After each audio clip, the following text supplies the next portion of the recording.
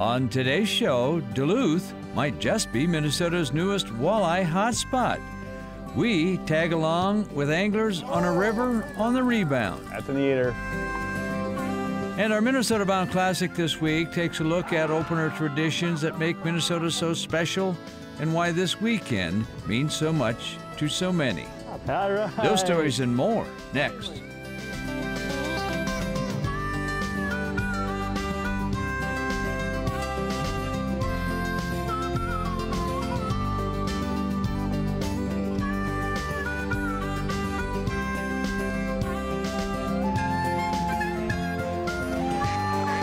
Minnesota Bound.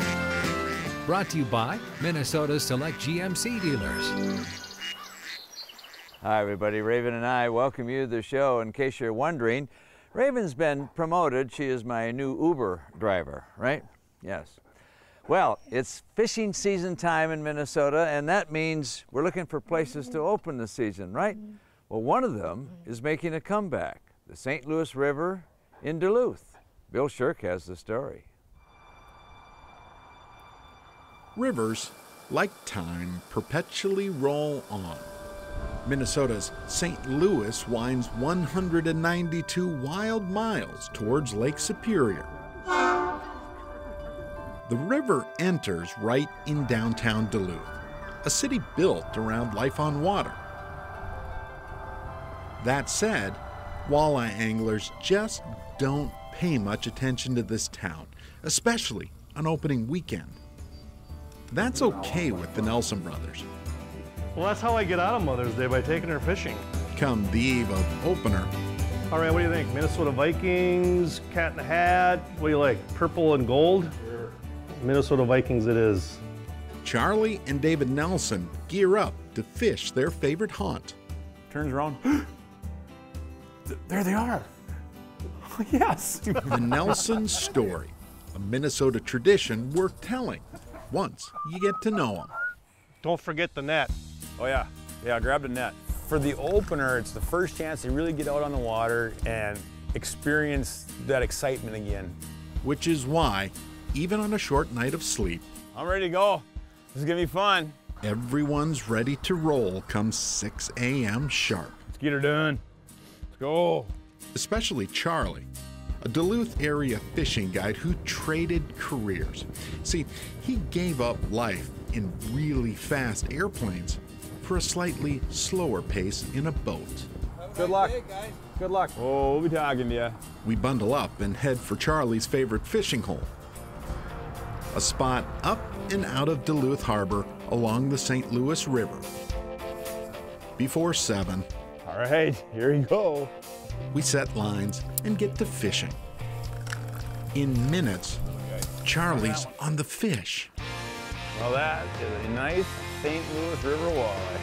This will not ready? be a quiet opener. Oh, come on. Here, a little bit behind you. Push on it. Something wing.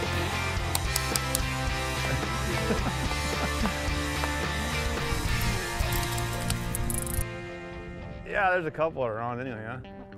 Opening day antics in our boat, and brother David's too. Yeah, fishy, fishy, fishy, fishy, fishy, fishy, fishy, fishy. That was lucky. I mean, it's painful. We suffer the whole time. She's a stitch. Yeah, she's always got something to say about something. High five. Oh, it's a big one. Lift it up, Mom. Yeah. How about that? Well, that's Mother's Day. Yep, don't forget, Big walleye. Minnesota's fishing opener often falls on another holiday. Exactly why Mom fills her coat pockets. These are all my Mother's Day cards for every year. In case he doesn't give me one, I can recycle one.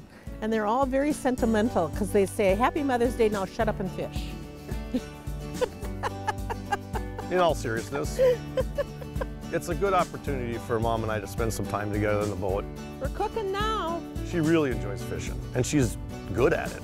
It wouldn't seem the same if I didn't go Mother's Day fishing with David. And besides that, I got a fish on. Well, the honest truth is I'm a cop-out because it's Mother's Day, and this way I can still go fishing and still fish with my mom. Hey, aren't you pretty? Look at that fin up there nicely. Posing. Yeah. Ready? We're ready. I hate to tell you this, honey, but you're going to be lunch. Speaking of lunch, Mom always packs snacks. Peanut butter, pickle, and mayonnaise. Mmm. Mmm. Wow, good. You only get these sandwiches once a year, and it's on the opener. So goes opening morning. Yes! 2 separate boats, Another nice St. Louis River walleye right here.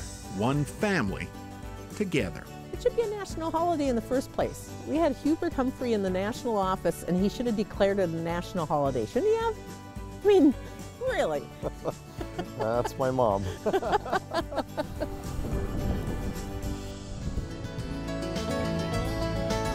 Straight ahead, we dig up the real story behind the St. Louis River, a major project to protect the river and its fishing. Minnesota Bound is brought to you by Minnesota's select GMC dealers, Jesse Treble Safe Basements of Minnesota, Running Aces Casino and Racetrack, and by Connecticut.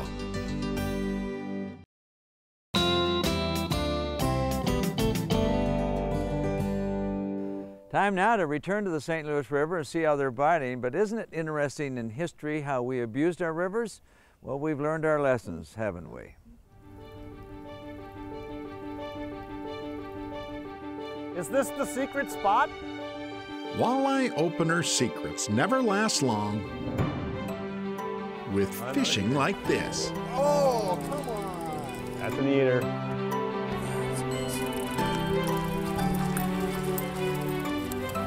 Gotta hit our hot spot here. Shh. This spot's a secret. Shh, don't tell anybody. Duluth's St. Louis River suddenly seems busier. Yeah, if you build it, it will come. By build, Charlie Nelson really means rebuild. To understand is to zip upstream. See the digger?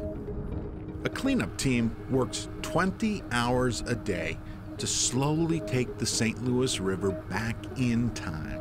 There were reports as early as the 1920s that there were toxic conditions in the St. Louis River. Daryl Peterson helps oversee that digger and the seemingly overwhelming task of cleaning up the St. Louis River. It suffered from decades and almost a century of industrial use and kind of unregulated dumping. Back in the old days, we're talking like 125 years ago, lumber mills, factories, and industry choked this river.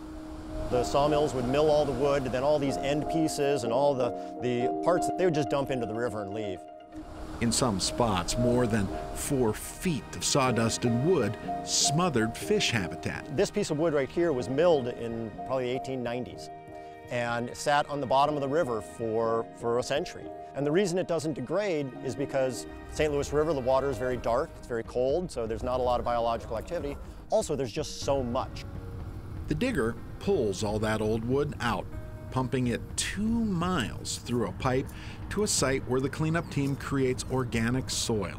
Just one of 60 projects to clean up the St. Louis. But the recovery has been really amazing. A lot of these areas are coming back on their own. There are some places that aren't, and those are the places we really need to work. The standard operation was the solution to pollution was dilution. Guide Charlie Nelson still remembers fishing near the old paint factory.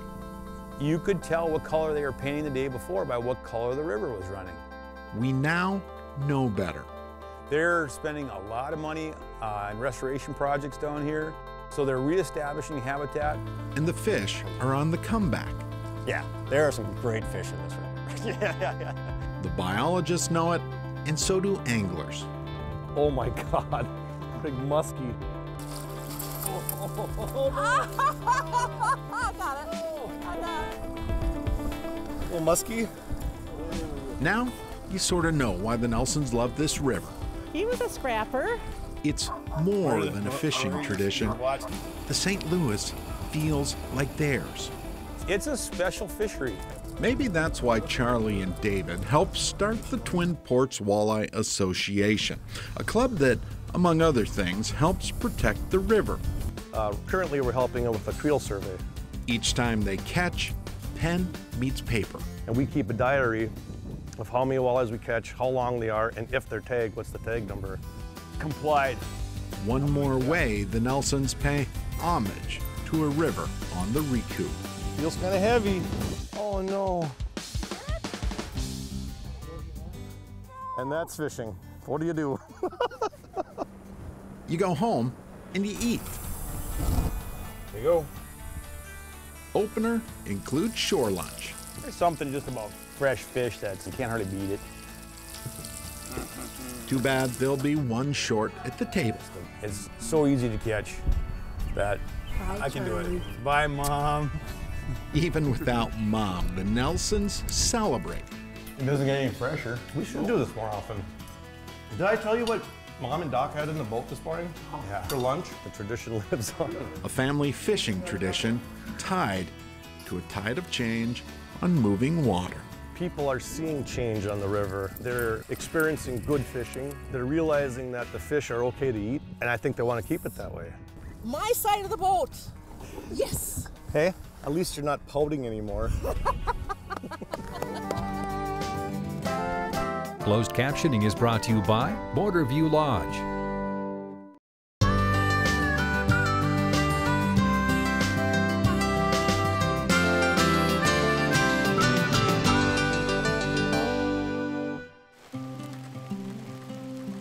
To a Minnesota angler, this scene is walleye utopia. The perfect assembly line. This is female. These are the eggs coming out. The DNR's annual springtime ritual, making baby walleyes, though hardly X-rated. Water activates the whole process. For nearly a century here, at a place between Big Cutfoot Lake and Little Cutfoot Sioux, DNR fishery workers have interrupted the natural spawning run of walleyes to collect eggs from females, milt or sperm from males, to supply fertilized eggs to state hatcheries. At this site, they first started taking eggs here in the 1920s. This is one of 8 stations that's being used this year to collect walleye eggs. Every April, roughly 25,000 walleyes pass through the Cutfoot Station. The stripping process consists of taking the eggs from a female, one that's ripe of course, and putting those into a pan without any water in it. After we get the right amount, we'll add some sperm to some water, mix that into the eggs. And over the course of the next 2 minutes or so, that's the fertilization process. Another fact of life, making walleyes in Minnesota is big business. Here at Cutfoot Sioux, the average female will have about 4/10 of a quart of eggs, or about 50,000 eggs.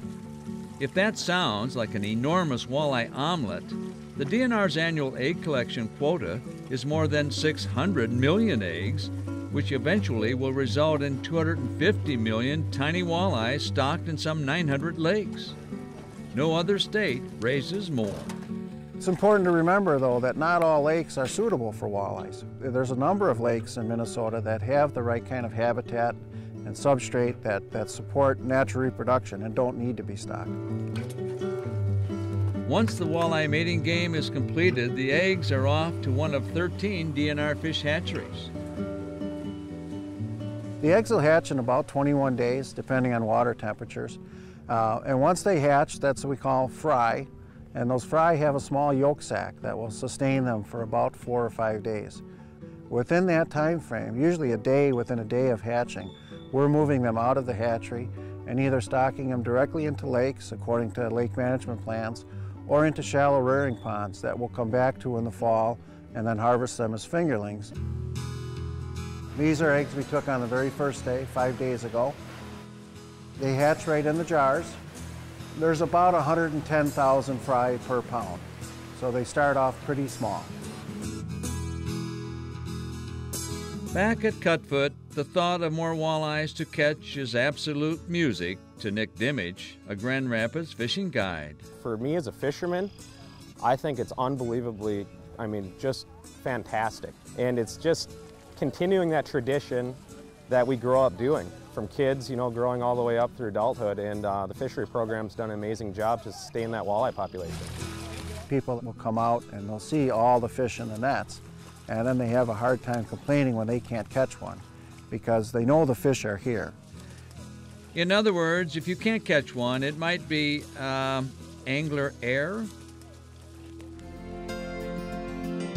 Our Minnesota Bound Classic this week is all about Minnesota's fishing opener traditions and why that tradition might be more important than ever.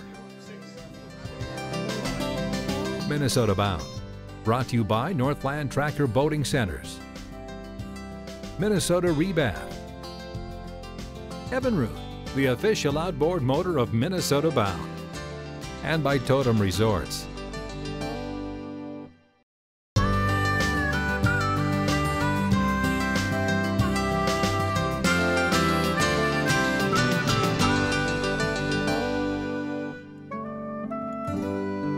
It's fishing season time in Minnesota, and lots of folks celebrate it in many different ways. Just take a look.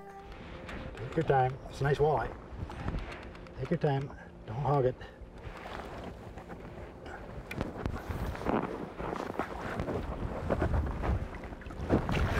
Oh, there we go. There's a starter rock. It's opening day in Minnesota, opening of the fishing season.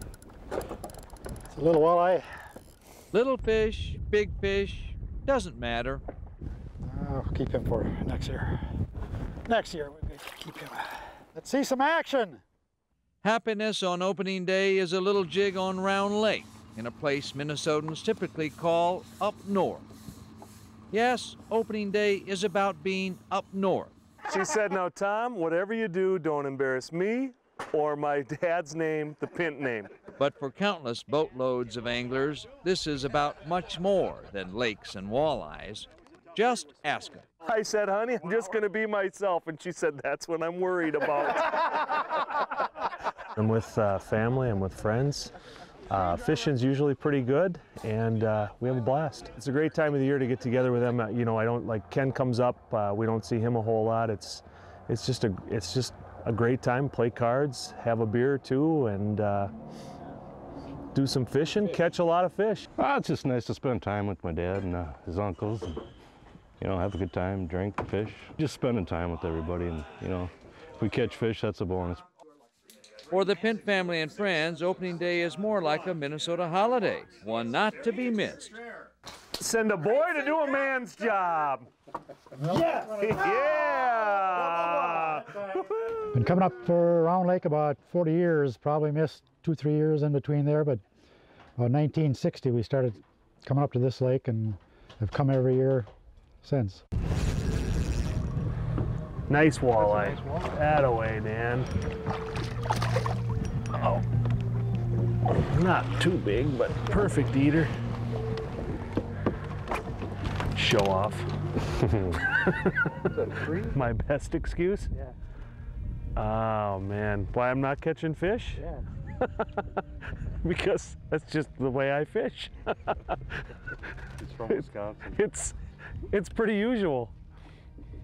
It's gonna go down here real soon though. You just come back next year.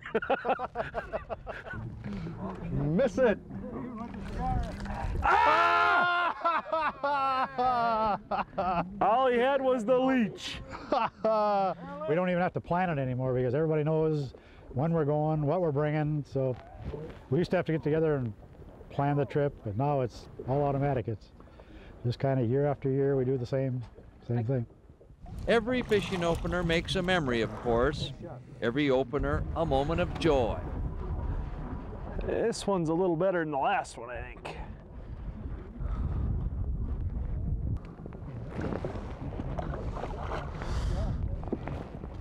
But catching bragging rights in front of friends and relatives means... All right, finally. Life is always good on opening day. You know, opening day in Minnesota is not just about fishing. It's really about much more than that. Frankly, I think it bonds us all to be Minnesota nice, huh? Well, that about does it for us. Introduce a kid to the great outdoors. Take him to the opening day of fishing. I'm Ron Schara, and of course, my Uber driver and star of the show, are you paying attention? Is Raven.